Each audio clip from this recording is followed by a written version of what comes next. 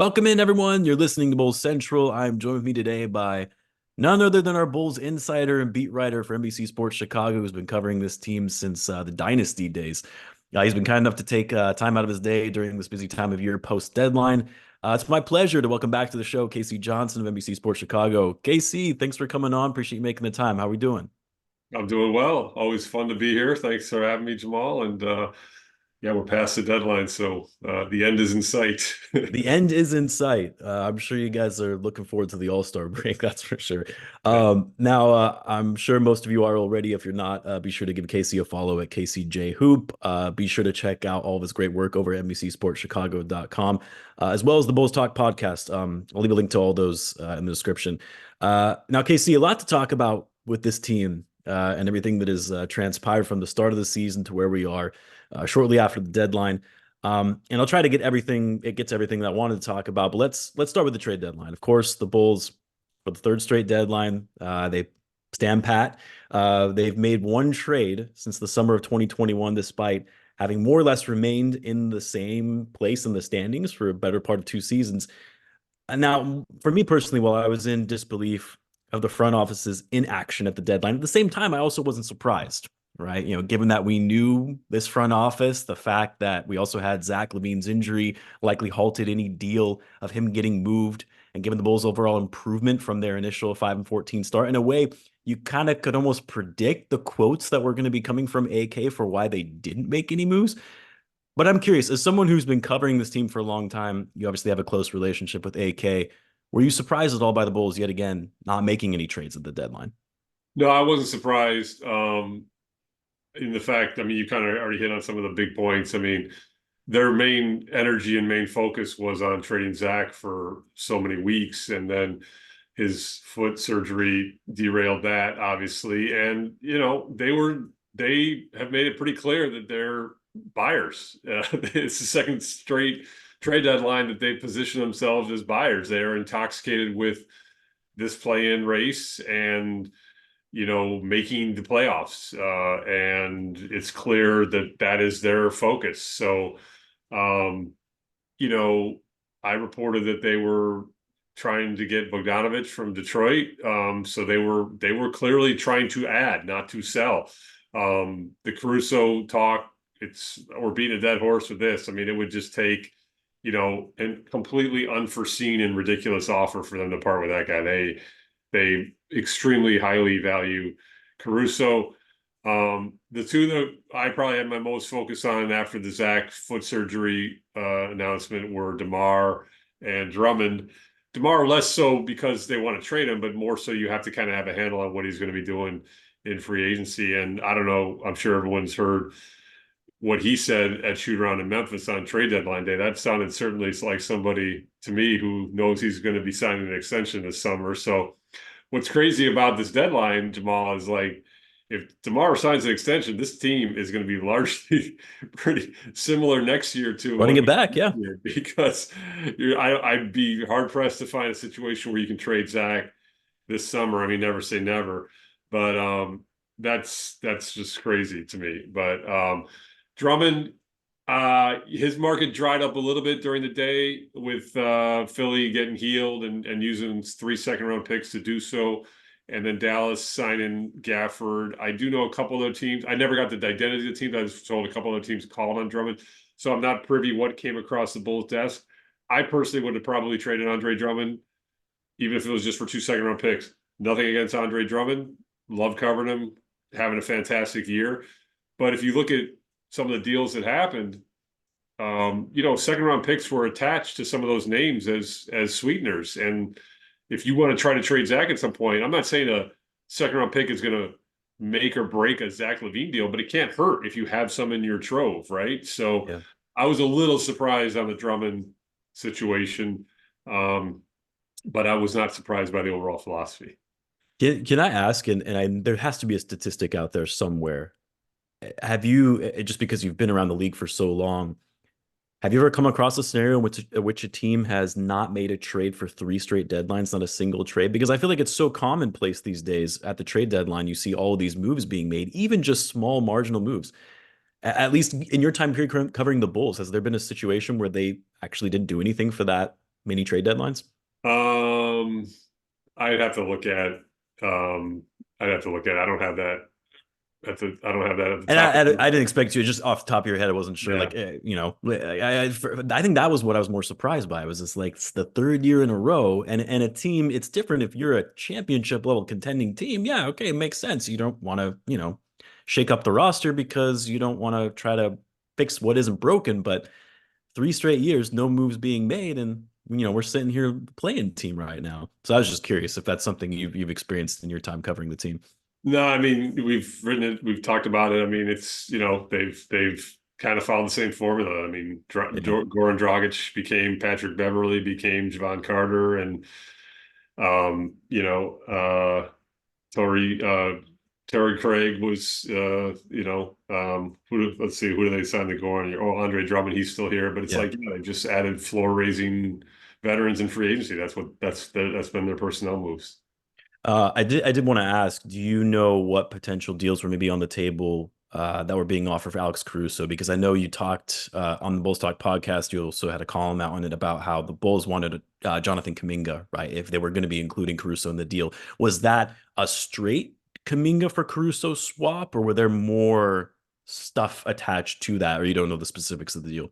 Here's all I know, and I mean, in this day and age, so much gets aggregated and some of it's taken out of context. Look, teams talk all the time. That's their Yeah. job. So, Yeah. like, I was told this was something that happened over time, and it wasn't like even.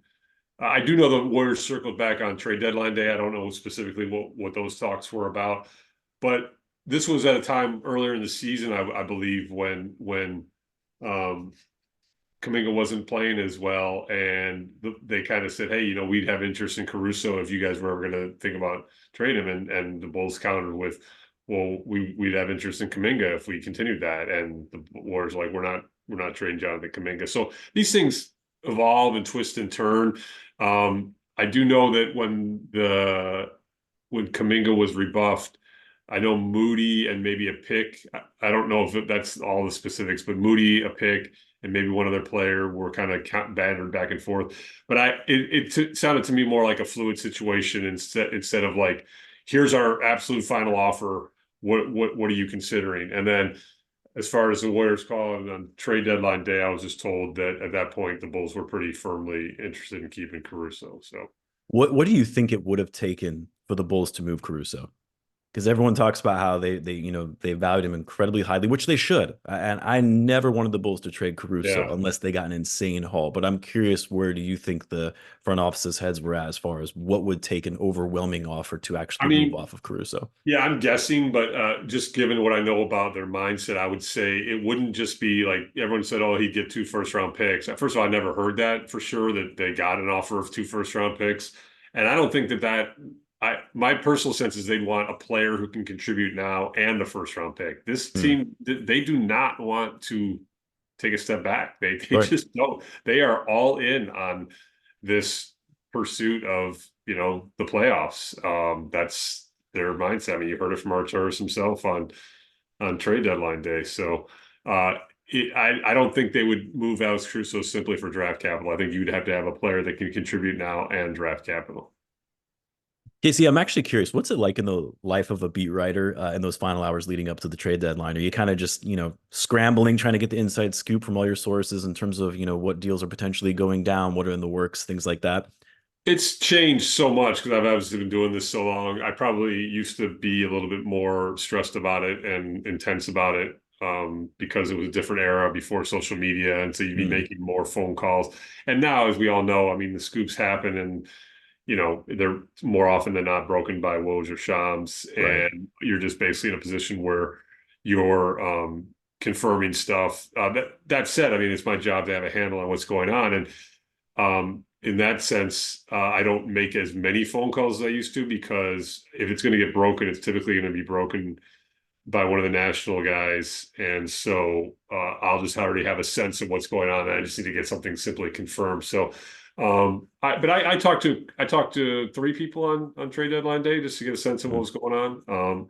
And you know, I was I think Shams had this too, but I was one of the only ones who read about Bogdanovich. I mean, they were from my understanding, they were in on that to the very end. Like they thought they had a good chance until he was traded to New York. So I know they're pursuing him pretty hard.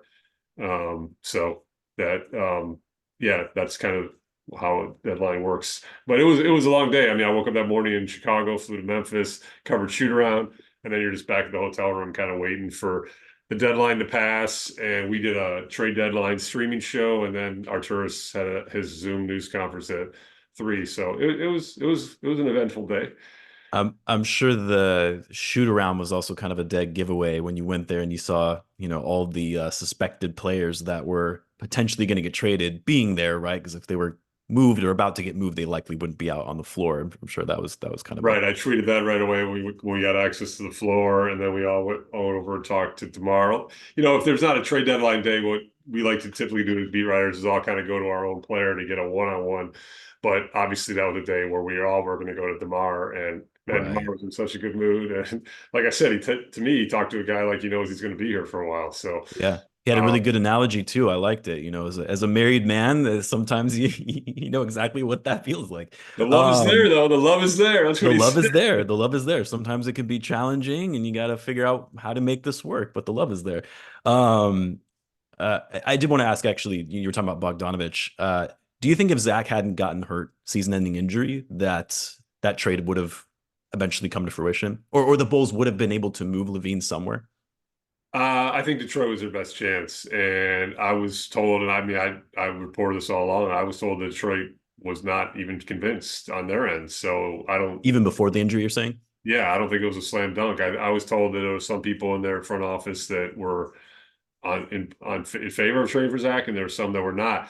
And if you look at the deal they ultimately made there, I mean, you could make a case that they, got a better deal out of New York. So, I mean, not to say they got a better player than Zach LaVine, but just a better deal for their situation. Sure. Um, so, I would guess no.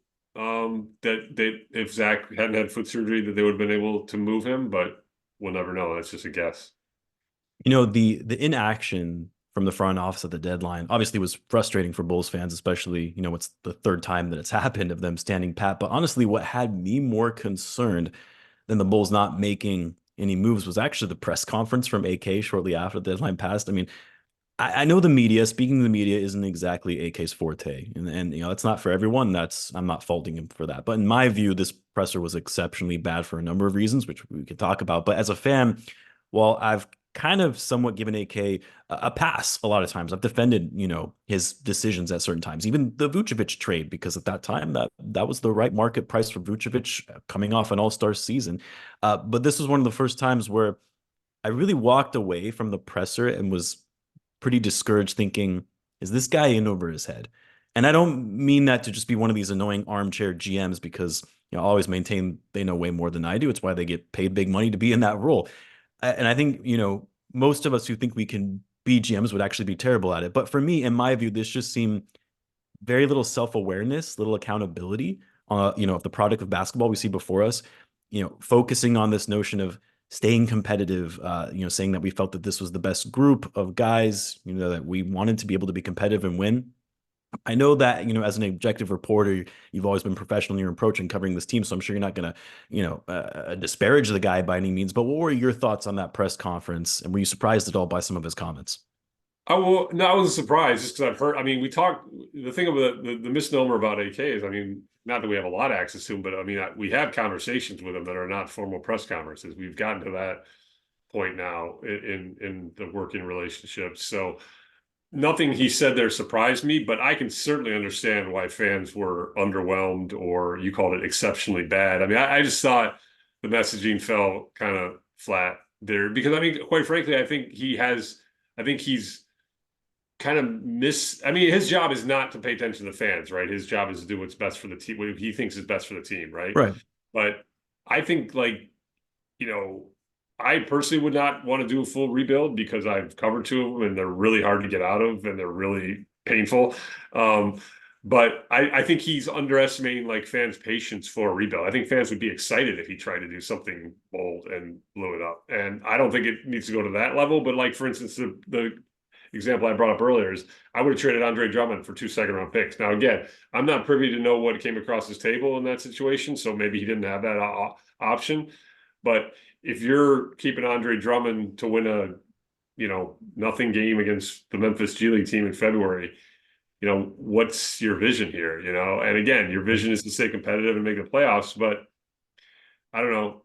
One question I'm kind of kicking myself for not asking in the press conference. And this is an excuse, but it was a long day. I was tired, and there was a lot of questions coming at him, and I asked a couple just kind of more matter of fact questions. But one question that kind of I should have asked is, when he came in, we heard so much talk about the championship standard, and now it's almost seems like the goalposts have moved to like being a competitive standpoint. And again, I'm not saying like acquiring second round picks is the make or break path to get to a championship, but it just seems like other front offices are doing these on the margin moves that kind of help you advance and further. I mean, if you look at New York, like I've always talked about needing to land another big star, needing to land another big star.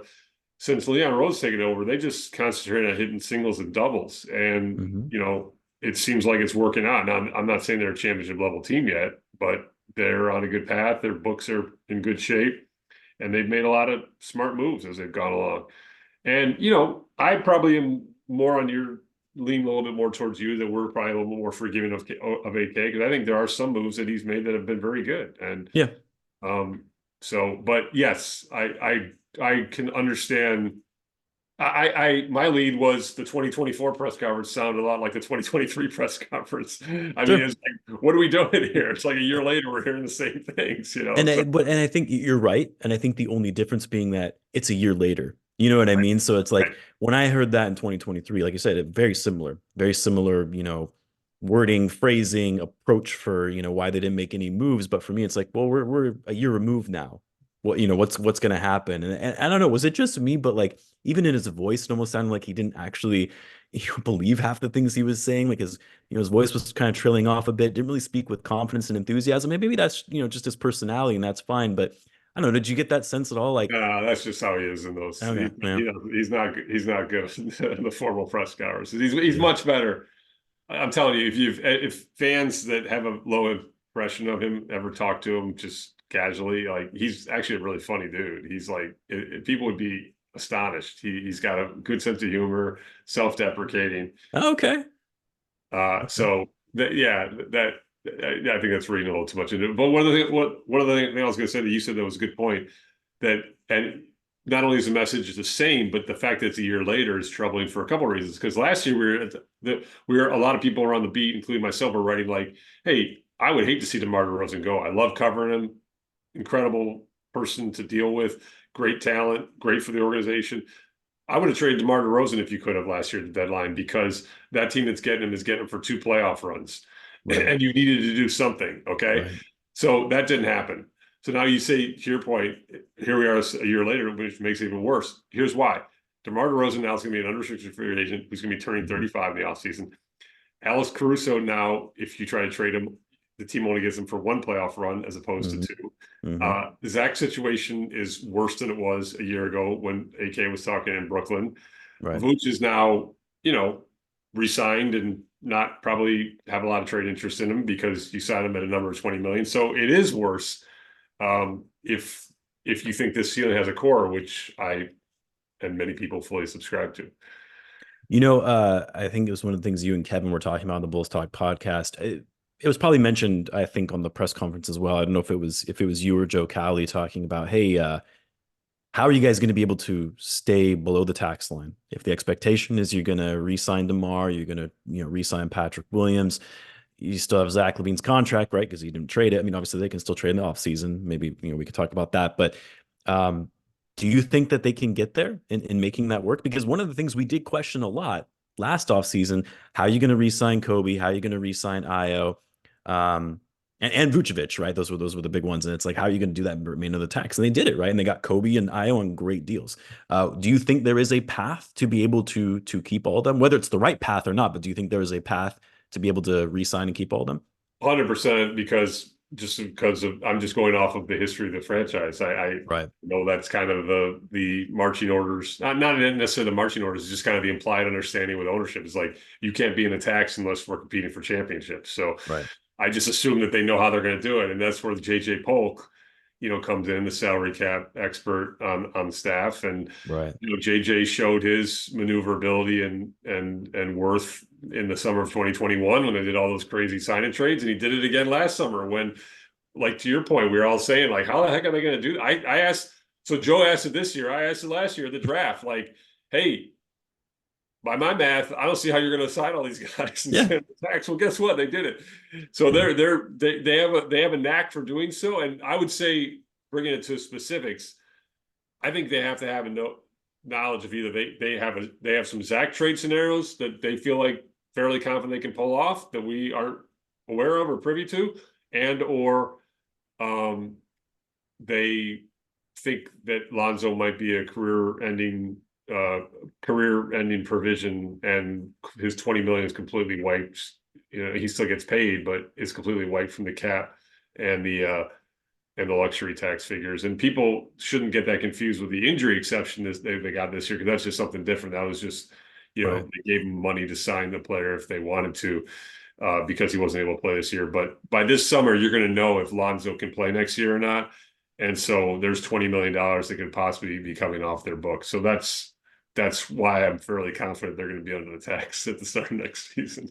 I did actually want to ask about that. Just get a quick update on Lonzo. You guys had a chance to see him, get some shots up at practice the other day at the Advocate Center. I think the one thing we're all kind of waiting on to see how he responds when he starts sprinting or even cutting. I would assume that he still hasn't reached that stage in his recovery because we would have heard about it from you guys, unless I Right. missed it. But what's sort of the latest on his progress, if he's made any since the time you guys saw him putting up shots? No, I mean, he joined our broadcast with Adam and Stacy, and then we saw him on that practice day shooting. I mean, that's what he's doing. He's on the court a little bit, doing some jump shooting and some some controlled running, but this is all. And I always say, like, the good thing about it is he's doing things non-basketball wise that used to cause him pain that are no longer causing him pain. So from a Mhm. human level, that's fantastic, because you want him to have a normal life regardless of what happens with his basketball future. But to me, it's like, and I don't mean to make this sound callous or flippant, but like, wake me when he starts running and cutting. It's like Sure.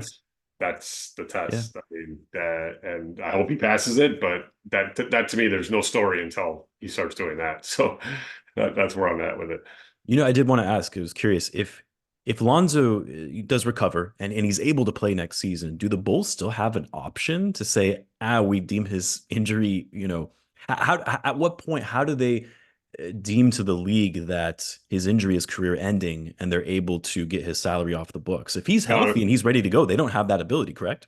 Correct, and he's Okay. got it's a player option, not a team option, so he's picking that Right. up. So yeah. This has to get this is the difference between the injury exception, which is just granted for players who can't play by the league, and the career-ending provision, which is independent medical doctors have to rule, and the both the Players Association and the league have to sign off on it. So it's completely arbitrary, objective, and kind of removed. So I see. yeah, if he can play, Bulls. He's on the Bulls Right. Right. unless they can trade him. So Do does that mean that in this instance that Lonzo would not be able to come back to the NBA if he it's deemed career ending? Like let's say 3 years later, he eventually starts getting back into shape and he wants to make a return. Would he even be able to at that point?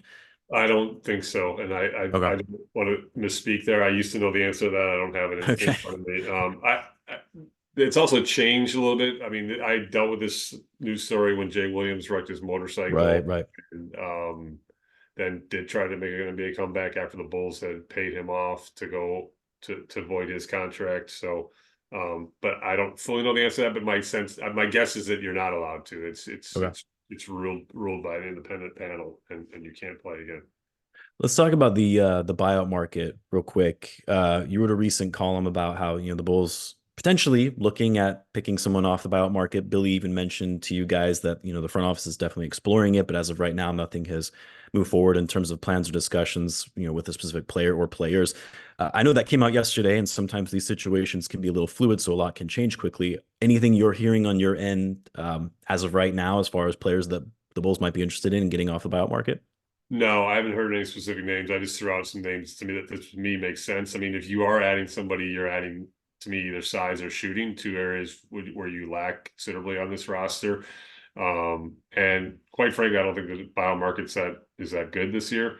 Um, so we'll see. They're 1.7 million underneath the luxury tax, and it's a prorated amount. I think they can do it, but I also I need to check into this because Coby White has some incentives to his Yeah, right, contract, right. and I gotta do some reporting on that to see if they're worried about Coby hitting certain incentives to then make it difficult for them to add somebody from the buyout market. So I don't know where that's going to go. But I'll say this, man, they could use an extra body right now because Yeah, you know with all the injuries. was Zach's out forever for the season, and I don't think Patrick. I mean, I'm just kind of basing on what the update we got from Billy yesterday. It doesn't sound to me like Patrick's gonna be ready to go for a little bit. And obviously, the minutes have been piled up for DeMar and Coby. So even if you can just get a veteran who can give you 12 to 60 minutes a night, and quite frankly, Javon Carter should be playing more, but that's just me. So, but Anybody yeah, at this point, like, we'll see where the biomarket goes. do you have a preferred player that would make the most sense for the Bulls? Uh, I mean, you're talking about If shooting. they were to sign someone on the buyout market. Yeah, if you're talking about shooting, I don't know. I have not watched enough. Here's a guy that would solve size and shooting, but he's pretty. Uh, he's definitely cooked defensively and always kind of was. Danilo Gallinari. Yeah, Yeah. but the reason my mind goes to him is like the Bulls thought they had him the year Yeah. he Yeah. went to Boston, and so the connection is already there. AK and his agent are really tight, so there's that. But I don't know how well he came back from that knee injury. I have not been paying Right. attention to his career. But then the other one that comes, although he got a ton of guards, but talk about a good shooter, and he's got a great, very close friend, and I don't believe he's been officially bought out yet or waived as Evan Fournier. Oh, Fournier. Yeah. Yeah, he and Vooch are very good friends, so there's a name that I probably would be watching. But I'm just speculating right now. I don't have any concrete information on Yeah. Yeah. Biomarket. Um, oh, there was one. Is there like a time period for which buyout candidates need to be signed, or they can be signed at any point? What is the new rule on that? They can be signed at any point to be eligible on the playoff roster. They've changed this too. If they sign somebody, they'll be eligible for the playoff roster. I'll Okay. just Okay. Just really quick, because I know we're kind of coming up on time here. Did you any update on Patrick? You were just talking about Patrick Williams. Is there any possibility that there's a world where he could miss the rest of the season? I mean, that would be complete speculation on my part. I just know that he hasn't done anything on the court. So we're told 2 weeks in a reevaluation. That 2 weeks comes up at the end of this week. We won't have access because it'll be the All-Star break. Right. He's not wearing the walking boot all the time anymore, but he still wears it at times. But he's not doing any running. He's not doing anything on the court. And we always knew like best case scenario would be that first game after the break in the Celtics game. I mean, that's only 11 days away. So Yeah. I personally would call that a long shot. I mean, he's not going to have had any practice time. So I think it's going to be, I think it's going to be some time out of the All-Star break that he's going to be missing too, which is not good, not good. Yeah. And that low key, that was a bad loss to the Magic. First of all, because it was a very winnable game. They had it in control. And that's a team you're chasing that's above you. Yep. Could have got to within one game of 500. And we're taping this on the off day. These next two road games are tough. Yeah. Atlanta's not a great team, but the Bulls never seem to play well in Atlanta. And And Atlanta's one game below them right now. right, and then Cleveland's the hottest team in the league. So you that would not be a good scenario in which you're entering the All-Star break with the old 4-game losing or 3-game losing streak and 5 games under 500. So we'll see what happens. Well, with that, I'll get you out here on this one thing, KC. AK said, what he was selling to the fans. in his presser is a competitive team and an aim to make the playoffs. We're getting close to the All-Star break. Do you see the Bulls making the playoffs this season? I think they're going to be a play-in team. I don't think they'll make the playoffs. So no, so I think it'll be just like last year. They'll make the play-in. They will not make the playoffs. I think that they've got a pretty good cushion on Brooklyn, and I think they ultimately will stabilize and pull away from Brooklyn. I think they'll be in 9, 10, 9, 8, 10. maybe 8, but probably 9, 10 range again. I think it's gonna be very similar to last season, and I that's mean kind of that's where the they thing, are. right? It's like even if you make the play in, you're most likely, like you said, 9, 10. You're looking at Hawks first game, which is never going to be easy, and then what? Magic, Heat, most likely. Like these are tough games to win to try to get into the playoffs. So yeah, I agree with you. My hope is that they are able to get into the playoffs just purely from a fan perspective. But even when they do, then you're talking about a pretty quick exit in the first round, even if they're able to squeak into it. So Yeah, it's where we are right now. But Casey, of course, as always, very appreciative you always making time for me to come on and give us all this insight into what's going on with the team. I speak for all of us in Bulls Nation, how we appreciate you keeping us updated, informed, and covering this team. So keep up the great work and best of luck the rest of the season. Hope you get a break here for the All-Star break coming up. I plan to. Thanks, Jamal. All right. Take care, Casey. Have a good Yeah. one. All right.